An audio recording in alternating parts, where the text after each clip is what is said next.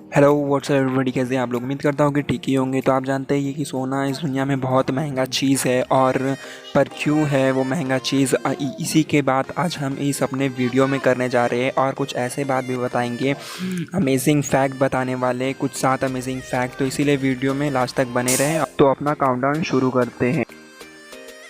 Number 7, strongest gold. तो आप जानते ही है कि दुनिया में कोई भी मेटल को डिस्ट्रॉय कर सकते हैं हीट और केमिकल की मदद से, पर गोल्ड एक ऐसा चीज़ है जिसे आप कभी भी डिस्ट्रॉय नहीं कर सकते। आप कितनी भी कोशिश कर ले वो डिस्ट्रॉय नहीं होता। इवनली ये मेल्ट हो सकता है और सांचे में ये शेप में तब्दील हो सकता है, पर इसे शेप दे सकते हैं। और साइंटिस्टों ने इसे लिक्विड सॉलिड फॉर्म में भी तब्दील किया है, पर डिस्ट्रॉय करना इसे नामुमकिन ही साबित हुआ है। इन्हें बहुत सारे डेंजरस केमिकल में भी डाला गया है, पर ये कभी डिस्ट्रॉय होते ही नहीं, और इनके पार्टिकल्स को किसी भी चीज़ का असर नहीं होता। और इसके बदले में अगर कोई और मेटल हो तो ऐसे प्रोसेस में वो डिस्ट्रॉय हो जाता है। इसीलिए गोल्ड पे कोई भी प्रोसेस काम नहीं करता डिस्ट्रॉय करने के लिए। और गोल्ड को नोबल मेटल भी कहा जाता है, और ना ही कभी ये पुराना होता है और ना ही कभी जंग इसमें लगती है। नंबर 6 है ईटिंग गोल्ड। तो हाँ, आपने सही सुना, गोल्ड को भी खाया जाता है। ये एक अलग ही मेटल है, वाहियात मेटल, जिसे इंसानों द्वारा खाया जाता है। और ये मैदे के लिए कुछ नुकसान नहीं है, और गोल्ड को मैदा इजीली एब्जॉर्ब भी कर लेता है। दुनिया में बहुत सारे लग्जरी होटल एंड रेस्टोरेंट है जो गोल्ड डिश ऑफ़र करते हैं, जैसे कि gold fry chicken, gold ice cream और बहुत सारे गोल्डन डेजर्ट शामिल है।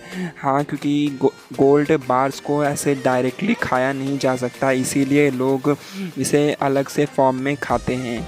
और आप बिलीव नहीं करेंगे, इसे खाने वाले के मुताबिक इम्यून सिस्टम बढ़ता है और बॉडी के जो टॉक्सिक होते हैं वो प्योरीफाई होते हैं। न्यूयॉर्क में बहुत सारे ऐसे होटल एंड रेस्टोरेंट है जो कि गोल्ड डिश ऑफ़र करते हैं, और बहुत सारे लोगों को ये भी नहीं पता कि गोल्ड को खाया जाता है। अगर दूसरे होटल्स में, 5 स्टार होटल्स में अगर ये गोल्ड डिश मिलने लगे तो आम लोग इसे अफोर्ड नहीं कर पाएंगे, क्योंकि ये 1.5 लाख से इसकी स्टार्टिंग प्राइस है।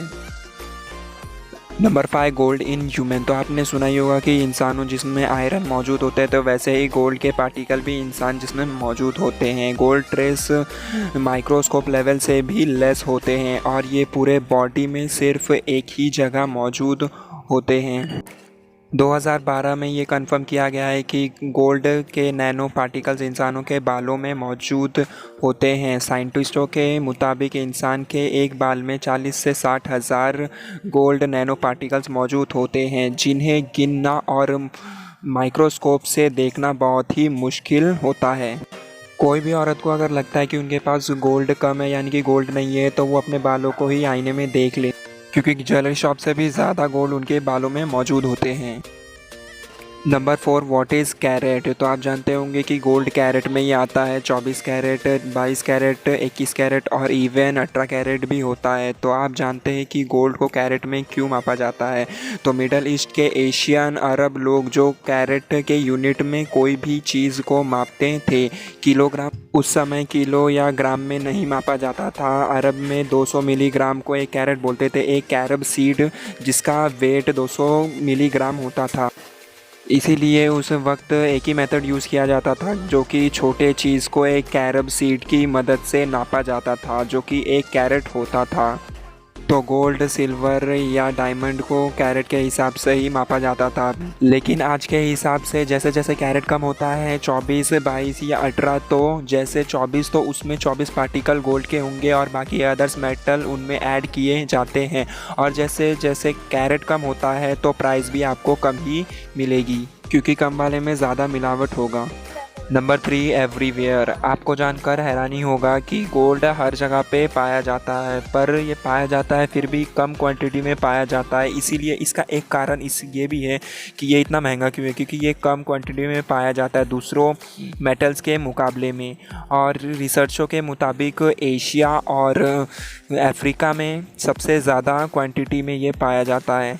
साउथ अफ्रीका में सबसे बड़ा गोल्ड डिपोज़र मौजूद है, और हमारे इंडिया में भी सबसे बड़ा गोल्ड डीप माइन होता है, मतलब ज़्यादा क्वांटिटी में बनाया जाता है और माइनिंग की जाती है इसकी। आप भी इसे ढूंढ सकते हैं, पर इसके लिए आपके पास राइट इक्विपमेंट होना बहुत ही ज़रूरी है, जो कि पानी के छोटे पार्टिकल्स को पानी और मिट्टी से सीव करके निकाला जाता है। फिर भी ये बिज़नेस बहुत से लोग करते हैं।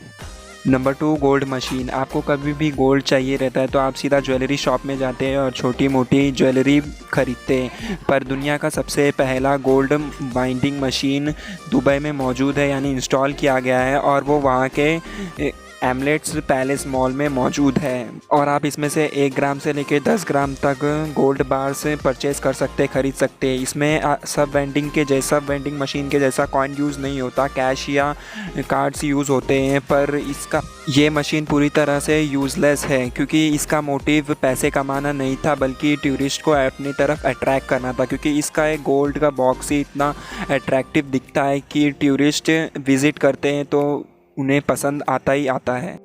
Number 1, world largest gold nugget. Welcome stranger. दुनिया में ऐसे बहुत सारे लोग हैं जो कि मेटल डिटेक्टर लेके खजाना और गोल्ड की तलाश करते हैं, पर आपने कभी गोल्ड नगेट्स का नाम सुना ही होगा, जो कि एक ज़मीन के अंदर पे कुदरती तौर पे पाया जाता है। दुनिया में बहुत सारे ऐसे लकी लोग हैं जिन्हें गोल्ड नगेट मिला है, पर सबसे बड़ा गोल्ड नगेट 1896 में जॉन और रिचर्ड नाम के 2 लोग को खुदाई करते समय ज़मीन के सतह से थोड़ा नीचे मिला था।